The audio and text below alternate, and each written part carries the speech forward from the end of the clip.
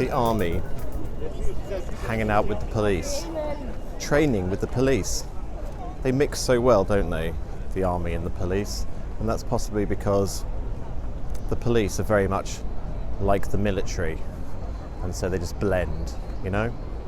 Although technically what's going on here, and I guess increasingly through other parts of the city and in other parts of the country, is that the police are being given army officers. However, the army officer is not allowed to be in charge, because having the army in charge of the police is bad, but having the police in charge of the army is good, apparently. That's how we say it. It's an extraordinarily hot day. It's been a miserable day, actually. Possibly, I'm sure I said this before, like the worst day of traffic I think I've ever seen in central London my entire life. Wow, Theresa May, huh? Theresa May. She really knows how to market. Now, what she knows better than that is that she knows how to spend money that isn't allotted into her campaign funding, because let's face it, doing what essentially is a little bit like calling martial law on the streets, we're bringing the army in to protect the people, is a massive part of the election of the Conservative Party. Theresa May is like a mastermind, or rather the Wizard of Oz that's guiding her is possibly the mastermind behind this, I don't know. But yeah, calling the army out onto the streets is slightly controversial, obviously, slightly high profile, makes Theresa May literally look like some kind of emperor, and possibly to keep us safe, that's what we need, an emperor. I've been really sad today, actually, thinking about what's going on, because I read that because so many children would be affected by what happened in Manchester, not just the people that were there, but just children in general, and because children might be asking their parents sensitive questions, they're starting all these sort of counselling groups and helplines to help parents to be able to know how to teach their children about the dangers of terrorism. That's terrifying in my eyes. That itself, I'm sure, it's sort of a form of terrorism, but it's really horrible.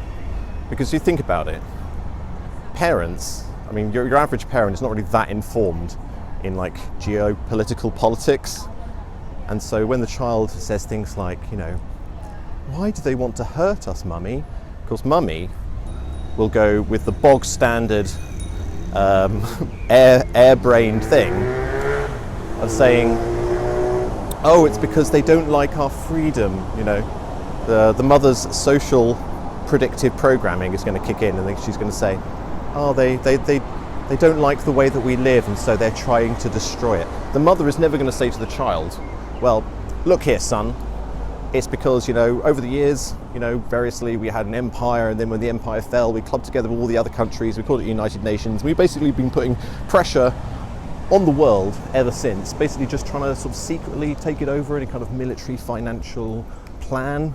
And there are certain people who are obviously natives of the areas that we're monopolizing, and they just don't like us there. And so they're trying to defend, you know, their own rights and their own land and laws from invasion from the West. I know that was me as well, also being like overly simplified with a fried, sunburnt brain, but holy crap. Why do they want to hurt us, mummy? Oh, because they don't like our freedom. I'm sure so many children will be learning that. It's disgusting. It is about social conditioning, because that's what these sort of events do. They socially condition the masses to be more subservient and more pliable in an election atmosphere. But God, in the fact that, I mean, a lot of people right now, what they're going to be saying, say you went up to a normal person and you were like, do you think they should be checking more people's bags, you know, because of bombs and stuff? They're going to be like, yeah, that's actually a really good idea. It's like, well, would you, like, say you were visiting like a museum or whatever, you'd allow a bag check, wouldn't you? It's not a problem. And they'd be like, yeah, of course. I mean, we're used to it. I mean, it's just something you have to do, you know, the world the way it is, you have to do this sort of thing.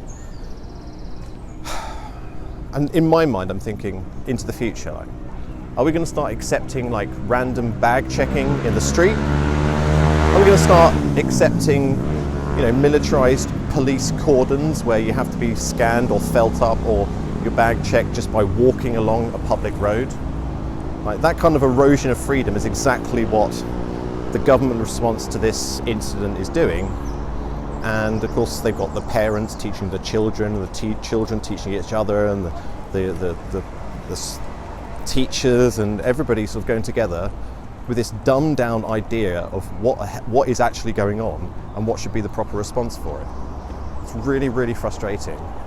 And well, they're going to be sending out a lot of army apparently to like guard high profile events. It just so happens that I've got this weekend off coming up and Comic-Con is on at the Royal Docks, so I might have to head out there to see if I can spot many people in fancy dress costumes, including army officers and the police, so that'd be good.